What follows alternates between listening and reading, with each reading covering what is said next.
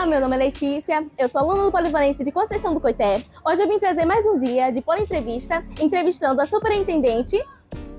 Olá, minha gente. Olá, Letícia, tudo bem? Tudo bem? Olá para todos os estudantes do Polivalente, para toda a audiência desse podcast maravilhoso. Como a Letícia anunciou, eu sou Elaine, eu estou superintendente de Polícia para Educação Básica lá na Secretaria de Educação. E hoje ela trouxe uma feira, educacional da FELES. Mas assim, o que é FELES? Poderia trazer para nós? Excelente. Então, a gente está aqui nesse momento, gente, numa feira literária. Aí, para quem nunca foi na feira literária, o nome já é meio literal, né? É uma feira de literatura, com escritores, com livro, com gente produzindo cultura. Então, a gente tem a linguagem da literatura, mas a gente também tem outras linguagens aqui. Então, tem artes plásticas. Nesse espaço que a gente está, por exemplo, tem quadros produzidos pelos estudantes, mas tem gente também apresentando cordel, apresentando teatro, música. Então, uma feira literária é esse movimento, essa ebulição de cultura que acontece em diversos lugares. A gente está na Feira de Serrinha, mas só para você saber, Letícia, esse ano o governo do estado vai apoiar 81 feiras em toda a Bahia. Nossa! Nós fizemos um edital de festas e feiras literárias, a Secretaria de Educação do Estado e a Fundação Pedro Calmon. Nós fizemos um edital público convidando todas as pessoas, organizações que tivessem feiras literárias para se organizar nas suas cidades, que enviassem para a gente um projeto.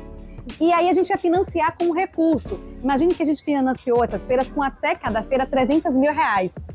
Para que a feira pudesse produzir esse movimento literário, esse movimento de ebulição na cidade. Porque quando a gente faz uma feira literária, a gente não faz só na cidade. Vocês mesmos são de Coité e vieram para a Serrinha para viver a feira. E é uma experiência incrível. Mas assim, voltando ao início, o que te inspirou a criar esse FELES? Então, a gente não cria, a Feira Literária de Serrinha. O governo do estado apoia uma feira que, inclusive, já existia antes da gente. A feira já aconteceu em edições anteriores e a gente passa a apoiar essa feira para que ela se fortaleça, para que ela consiga trazer mais gente. O que inspira o governo do estado, o governador Jerônimo, a secretária Rovena, em fazer uma feira literária?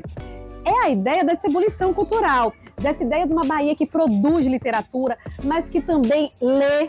Uma Bahia, um estado leitor, que lê, que produz. A gente está vendo agora passar pela frente, pena que vocês não estão vendo com a gente, mas está passando uma série de crianças das escolas municipais. Crianças pequenininhas que já estão nesse universo de leitura. Porque para a gente, quanto menor começar o hábito de ler, mais a gente tem garantia de aprendizagem, mais essas pessoas despertam sua criatividade e podem, no futuro, frequentar essa feira não mais como leitor, mas como escritor. É isso também que a gente almeja, que a gente produza, que a gente tenha escritores baianos cada vez mais renomados. Bom, é excelente saber disso, mas assim, você lê livros? Quando começou essa literatura em você? Então, Letícia, excelente pergunta. Eu fui filha única até os meus 10 anos. Então eu cresci sem irmãos. E os meus companheiros desses momentos em casa eram de fato os livros. Então eu me lembro de alguns livros que eu li na infância. Por exemplo, tinha um conjunto de crônicas que era o Para Gostar de Ler. E eu lia muito, porque tinha diversos autores que faziam crônicas voltadas para crianças. Eu me lembro do Mistério de Feiurinha, do Pedro Bandeira, que eu lia muito, eu reli muitas vezes. Então, desde sempre, eu li muito. E o Mistério de Feiurinha é interessante, que a Xuxa depois fez um filme. Eu já era adulta, mas a Xuxa fez um filme do Mistério da Feiurinha, mas era um livro da minha infância, que eu li diversas vezes. Então, o hábito de ler marcou toda a minha infância e eu continuei lendo e continuo lendo nos dias de hoje. Então, eu sempre carrego um livro. Essa é a minha dica para quem disse, eu não tenho tempo de ler. Leva um livro na bolsa, leva um livro na mochila. Quando surgir uma oportunidade, você abre, vai lendo aos poucos. Essa é minha grande dica. Mas o universo da leitura, para mim, sempre foi algo fascinante. Algo de aprendizagem, mas algo também de desconectar daquela realidade e pensar outras realidades, conhecer outras culturas, conhecer outras vivências por meio do hábito da literatura. Então, sempre foi um hobby manter o hábito de ler. E lá na superintendência, são mais ou menos 150 pessoas que trabalham com a gente no cotidiano. Sim. Todos os aniversários eu presentei as pessoas com livro, então eu também sou uma pessoa que dou livros de presente. Sim. Isso é ótimo. É um hábito muito incorporado na minha vida. E você lembra qual foi o último livro que você leu? Bom, lembro sim. Eu estou lendo, ainda estou completando Rosário Vampire. Não lembro muito bem do nome do autor, mas é um livro muito cativante. Enfim. É um livro de romance, é um livro de história de fantasia, como é que é? É um livro de fantasia, Mas também contém romance. É onde uma garota que ela foi amaldiçoada em uma uma casa, assim, amaldiçoada, onde ela, tirando o pingente dela, ela virava uma vampira. Ela foi amaldiçoada. Então ela sempre guardou, por aí vai. É muito cativante e eu indico a senhora a ler esse livro. Ah, eu vou procurar sim. E apesar disso, para as pessoas, né, que muitos jovens hoje em dia não praticam a leitura, né? E qual é a mensagem que quer trazer para eles? Acho que a primeira mensagem que a gente tem que falar, assim, para quem porventura diz que não gosta de leitura, eu acho sinceramente que ninguém não gosta de ler. Eu acho que você pode não ter descoberto que gênero você gosta de ler. E às vezes você pode se assustar com o tamanho do livro. Então a minha dica sempre é: comece com crônicas, comece com contos, comece com textos menores para criar o hábito de leitura. Essa é a dica 1. E a segunda dica é: procure o gênero literário que você gosta.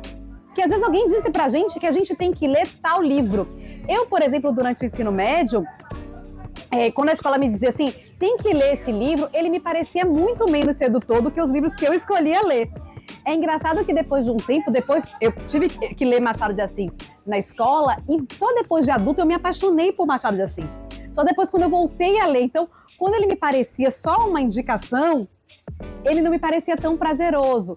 Então a gente faz a leitura da escola porque ela tem a ver com um conteúdo que é importante, que é indicado para a nossa faixa etária, para a série que a gente quer. Nem sempre a gente descobre o gosto ali. Então é importante a gente descobrir qual gênero a gente gosta. E não porque eu não gostei de determinado autor, eu não vou voltar para o livro. De repente é uma questão de ajustar. Olha, eu não gostei tanto do autor tal, mas eu descobri uma paixão incrível por um outro autor, e eu acho que, ou uma outra autora. Então a primeira dica é essa. Descobrir, começar por textos menores, textos mais fáceis, que a gente vai conseguir ler mais rápido, e depois partir para descobrir qual é o gênero literário, qual é o autor que você se identifica mais. Às vezes é um autor nacional, às vezes é um autor internacional, mas é importante começar, porque aí depois que você começa, você vai ler tudo. Nossa, com certeza. É excelente isso. Inclusive, você trouxe essa feira literária para as pessoas, aqui em Serrinha. E você quer chegar aonde mais? Em quais lugares? E para quais pessoas? Então, tem muitas feiras pela Bahia inteira. Sim. Como só nesse edital a gente está financiando 81 feiras. Isso é incrível. É muita feira, né? E é feira espalhada pela Bahia toda. Então a gente tem feira lá no extremo sul, já lá perto da divisa com o Espírito Santo, mas a gente tem feira no oeste, mais pro norte da Bahia, tem muitas feiras. Eu tô numa missão que eu me coloquei, sabe? Eu mesmo me coloquei essa meta de percorrer pelo menos 20 das 80.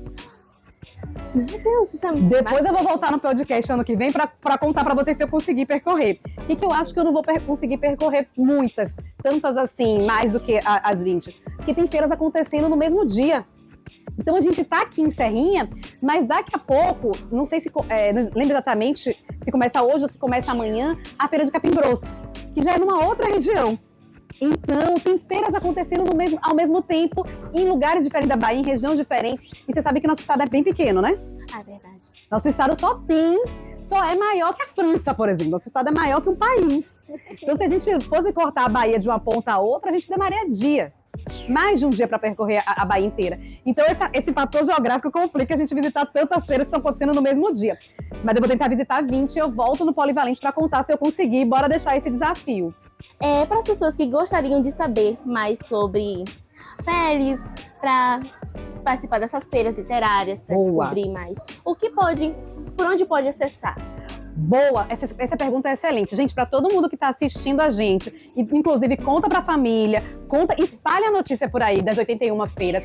Vai no Instagram da Fundação Pedro Calmon, a gente tem um calendário de feira. Vai ter feira ainda no mês de maio, mas tem feira junho, julho, setembro, outubro, tem feira o ano inteiro. Então corre lá no Instagram da Fundação Pedro Calmon, olha o calendário das feiras e compartilha com todo mundo, massifica, porque de repente tem uma feira pertinho de você e você não tá nem sabendo, aí você já se programa para visitar, viu? Ou então já fala com o diretor da sua escola, se você não é do Polivalente, para você ir numa feira perto de vocês. Como se sente vendo tantos colégios e ainda mais o Polivalente também, chegando aqui, observando essa feira? Eu sinto que a gente está plantando uma semente. E que aí daqui a pouco a gente não vai ter só o Polivalente visitando, mas o Polivalente vindo contar suas histórias, os autores do Polivalente vindo aqui ler seus livros. E se você fala do livro ser uma coisa muito acessível, ele é verdade, é muito verdade isso, porque além do livro físico, a gente tem hoje e-books. A gente pode ler nas telas também. E o livro é acessível ao passo que ele pode ser em áudio para quem é cego, ele pode ser também em braille. Então a gente tem forma de acessibilidade que garante que o livro chegue de fato a todas as pessoas. Então tem muitas formas de leitura. Eu recomendo muito que vocês, como a Letícia já disse, né, que vocês comecem a ler, que aí o hábito vem com certeza. Certo? E para você, o que é cultura e educação? Letícia, em verdade, a educação mudou minha vida. Eu venho de uma família que não teve acesso às mesmas coisas que eu tive, sabe? Eu fui a primeira a ir à universidade da minha família. Os meus pais terminaram o ensino médio quando já eram adultos. Então, tudo que eu tenho na minha vida hoje foi a educação que me deu. Todas as oportunidades de vida que eu tive, todos os espaços que eu acessei, foi graças à educação. Foi a educação que me proporcionou. Então, não é fácil dizer o que a educação é para mim, mas é muito fácil para mim imaginar o que eu seria sem educação, já que a educação me proporcionou os espaços, a pessoa que eu sou. E cultura, a gente fala, a gente às vezes categoriza, acha que tem uma cultura maior, uma cultura melhor, uma cultura inferior. Cultura é a produção de um povo. E a Bahia produz muita cultura. A Bahia produz muita cultura e essa cultura precisa ser valorizada. Então o cordel é cultura, o samba de roda, o nosso forró, a nossa cultura de vaqueira, a nossa cultura do sertão, do sisal. Então a gente precisa valorizar ela tanto quanto aquela que está lá no concerto, aquela que está lá presa no teatro. A gente precisa fazer um esforço de levar a nossa cultura para lá também, porque ela merece ser vista nos concertos, ela merece ser vista no teatro. Mas ela é tão cultura quanto e tão importante quanto. Muito obrigada, Superintendente Elaine, trazer essa mensagem para o nosso Polivalente e também para os nossos espectadores que estão assistindo esse vídeo no momento. E é isso, né, gente? Terminamos mais um Poli Entrevista e não se esqueçam de compartilhar o vídeo para as suas famílias, para quem você conhece e curtir o vídeo para trazermos mais novidades aqui no nosso Poli Entrevista. Desde já, agradeço mesmo.